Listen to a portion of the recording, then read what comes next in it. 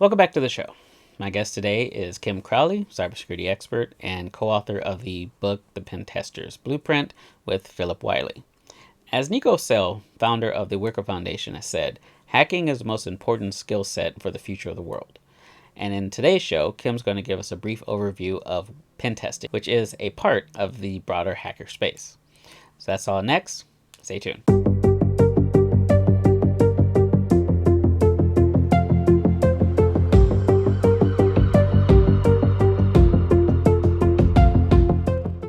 Kim, thank you for joining me today. I really appreciate it. Thank you. So as you've been on the show before twice. Actually, this is your third time. So again, thank you. Thank you. Um, so you wrote the Pen Tester's Blueprint with Philip Wiley, and what was it that was the catalyst for that? Why did you think it was necessary to write that book? Actually, Phil Wiley was the catalyst for that book. He's been teaching penetration testing for years. I think he's now working with Point 3 and INE, and that's what he does for a living. I'm a jack of all trades when it comes to writing about cybersecurity topics. He spent some time working on his book based on his pen tester blueprint talks that he would give at various security events. And then he found with all the other activities in his career, it was difficult for him to finish the book on time on his own. So he asked me to collaborate. So I ended up writing half the book. I understand pen testing a little bit, not quite as much expertise as he has though. So my primary contribution to the book was to explain how pen testing fits into cybersecurity as a whole. Nice.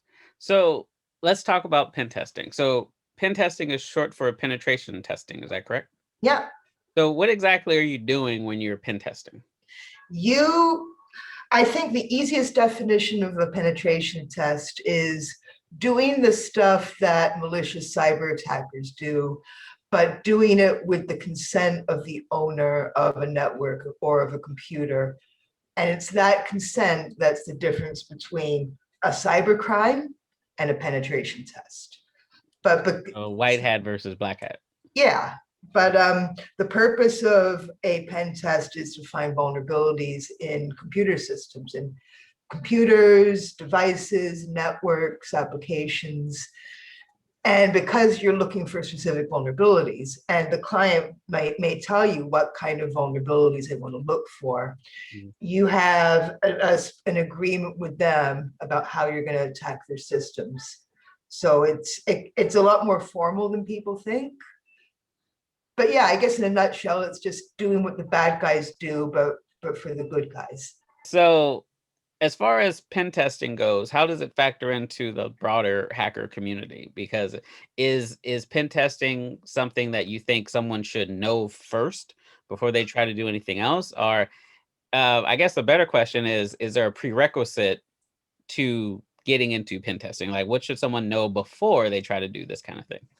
That's an excellent question. For people who don't feel like they understand computers very well, but they use them in their everyday lives for their work, to play PC games or whatever, you can definitely learn. One of the great things about our Pen Tester Blueprint book is we describe so many free learning resources. So, and there's so much more information, and there are free educational resources out there now. There's literally hundreds of times as much free educational content out there than there was like even 10, 20 years ago. It's amazing. Yeah. So we wrote this book for lay people. So there are books out there that go into pen testing in more technologically advanced ways, but this book is for noobs basically. Okay. So pen testing can be your foot in the door in the cybersecurity field, although there are a lot of people in the cybersecurity field who have no background in penetration testing at all.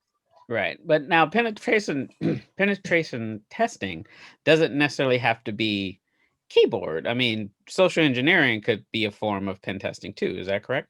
Definitely, definitely. Because we find these days that most like really horrible cyber attacks involve social engineering at some point or another. So a part of your pen test could just be phoning up or texting or emailing employees and saying, hey, I'm from tech support. I need to fix something on your computer. I need your password. Right. Okay, so to my question about the broader hacking community, though, is if you were to guess, what would you think is the percentage of people who are dedicating themselves to penetration versus other forms of hacking? Well, I mean, I think the fastest growing segment of the pen testing field is application pen testing. Hmm. Uh, I don't really have any facts or figures or percentages or anything like that. But the general areas are like application pen testing, network pen testing. There is social engineering and physical pen testing. Some people do, I guess if you want to group them into categories, I find that there are people who are dedicated to application pen testing, Hmm. which could include web application pen testing. And there are people who are dedicated to doing like more well-rounded packages that involve being on your client site. Right. Um, so another more common kind of old-fashioned pen tester would show up at their client's site, say it's a data center or an office or something like that, and they will try physical pen testing, like breaking into areas physically that they're not authorized to be in. They might try social engineering. They might try some network stuff. If you're an application pen tester, though, you might never have to leave home. It might be like the perfect pandemic job for you. Right. well, it's definitely something to go to the office for. Well, I mean, if you think about it, you're in Canada, I'm in the United States. I mean, we're all doing this from home. So um, let's see. So you're going to show us an example of what a pen testing looks like. And disclaimer, this is for educational purposes only, everybody. Don't try it at home. Actually, my target is a website that was designed to be attacked. Okay. Perfect. So I'm not going to show people, everything that I'm going to show you is legal. So actually, if you do exactly what I'm doing to this exact website, you can try this at home. Okay. It's He said it, I like didn't. you have my consent, watchers of this channel, to try this as long as you try it on this particular website. Because if you try it on whatever website you feel like, you could be breaking the law. We recommend, yes. But there are web applications that are out there that are designed for people to test their penetration testing skills. Nice. So So those ones are fair game.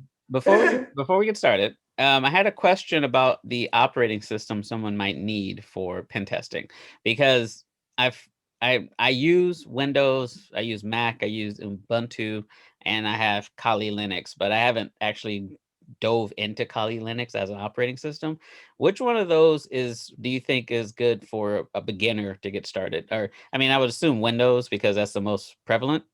I would say, I know it sounds kind of like a trick answer, but all of them, Okay. right? I think it's great that you have Kali. I think it's great that you're getting into Ubuntu.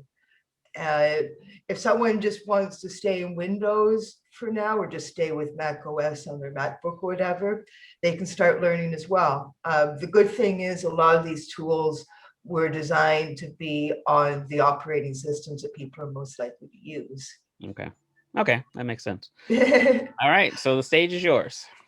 There we go. All So right, that's this better. is OWASP Zap, and there are versions of this application for every major operating system. It might be a part of Kali, it might not be. I haven't looked, but feel free to look. My assumption is it probably is in Kali, because this is probably one of the most popular web application vulnerability suites. Note that it says here, please be aware that you should only attack applications that you have been specifically given permission to test. Okay.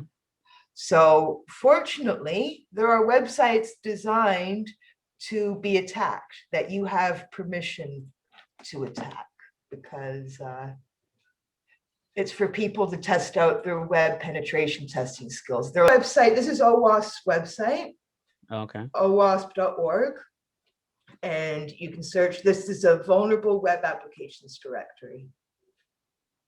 And all these applications were designed to have different vulnerabilities. Mm-hmm. Game of hack. That's funny. Yeah. You explicitly have permission to try attacking these websites because they're designed for that. So it's like, these are like, I guess, the dummies in the shooting range. Okay. Feel free to shoot them. Gotcha. So I was trying out Defend the Web. And the great thing about Defend the Web is that they've got all kinds of like lessons here. If you want to start learning about web application security, this is a great site. You can register for free. So in the playground section, they've got all kinds of different like web vulnerability exercises. Oh, wow. Like they have some CAPTCHA tests, for instance, like this one. What we're going to do, because we're allowed to attack this website, I don't think I can copy and paste the address. I'm going to have to write it in manually.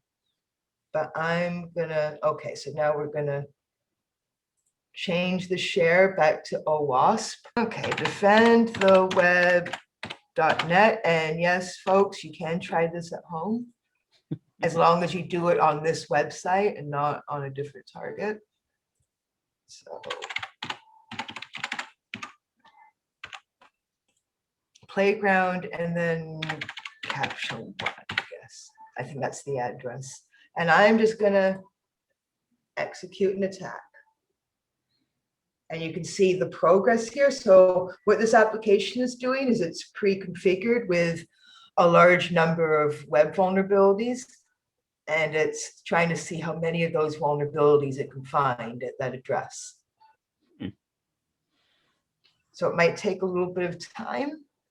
It's going through like all the URLs that it's found. How long does something like this generally take? It really depends on the size of the target. The more files, the more data your target has, the longer it will take. Okay. The last time I tried scanning one of the projects on defendtheweb.net, it took maybe about 5 minutes. Wow. So with this, it's just scanning through all the, is it scanning through all the different code on the website? Yeah, I'm through the code. You know, basically how web servers work, right? Like they have different files and folders. They might have HTML files. They might have PHP files and you know, MySQL databases and stuff like that. So it's scanning through all of that. Now, what would a company need a pen tester for doing this? I mean, for example, if someone had a website and they wanted to check its security, could they do this and see if any vulnerabilities pop up? Yeah, I mean, you might want to use more applications than just like OWASP app. There are lots of different ways that you can configure it according to the types of vulnerabilities that your client wants you to find. But I think this is one of the most popular web application vulnerability scanners. So once you have this information, how do you reference it back on defendtheweb.net? Well, in this case, Defend the Web isn't my client. They just designed a web application that was designed to be vulnerable and that they've designed for people to try out their hacking skills on. Okay. But if they were my client, if say this was a company hiring me for my services, when this scan is done, it will output a detailed log of all the vulnerabilities that it's found. My job as a pen tester would be to read through that and to write a report to send to the client. Gotcha. These are your vulnerabilities. This is what you need to fix. This is what we found. Exactly. Things like that. So while we're waiting, let me ask you a couple of questions about the job of a pen tester. Okay. So in basic IT tech support, they tell you that you need to have communication skills to be able to talk to people. Mhm. Do you find that the same in your field, that being able to communicate this stuff in a non-technical way is key? Definitely, definitely. It's one of the most overlooked parts of being a good pen tester, because you could be a computer genius, but if the business people that you're talking to, the suits, don't understand what you're explaining to them, then they don't understand why they should be spending money to fix it. Correct. I think that's one of the biggest problems in infosec, is convincing the suits to spend money on stuff. Yeah. So No, I've had that issue. I had that issue twice. yeah. What really shocked me was when I started speaking with security researchers within the past couple of years. And I used to have the naive assumption that the worst cyber attacks had a cyber attacker finding a new vulnerability, which is what we call a zero-day vulnerability. Right. But no, sometimes the worst cyber attacks happen and vulnerabilities that have been known for 5, 10 years or more have been exploited. Right. There's a Well, lot, yeah. yeah, No, there's no, a lot you're of 100% right. problems with like companies not patching their applications properly, or sometimes they have to keep legacy tech, like old computer equipment and stuff like that. And they can't upgrade the software on it because it's old hardware. That's a really big problem in power plants and other industrial facilities like that. Their computer systems are called SCADAs, Mm, right. and that's Right. a huge problem. Well, let me ask you something else while we're still looking at this. So you work with an organization called Start Page, is that correct? Yeah, So Start Page is a privacy-focused search engine that uses Google search results. Am I getting that right? yeah, that's perfect. Okay. So tell me a little bit about how you got started with them. Okay, well, my job with them started in January. I got the job through our mutual friend, John Jackson, who's a really cool guy. Oh yeah. And my job has been basically, because they are an information security minded organization, my job has been to help like maintain their blog. I've done a lot of writing for their blog recently. And I've also been managing their social media. They have an absolutely wonderful social media team. Most people have heard of DuckDuckGo, Hmm. but Start Page is actually older than DuckDuckGo. Start Page was the world's first privacy-minded search engine. Right. Yeah. I want to thank Kim for joining me on the show today. If you'd like to support Kim's work and this channel, please consider purchasing a copy of the Pentester's Blueprint through the Amazon affiliate link in the description below. I'm also going to link Kim and Philip's social media in the description as well. Please give them a follow. Until next time, I'm your host, Jason. Thank you for watching.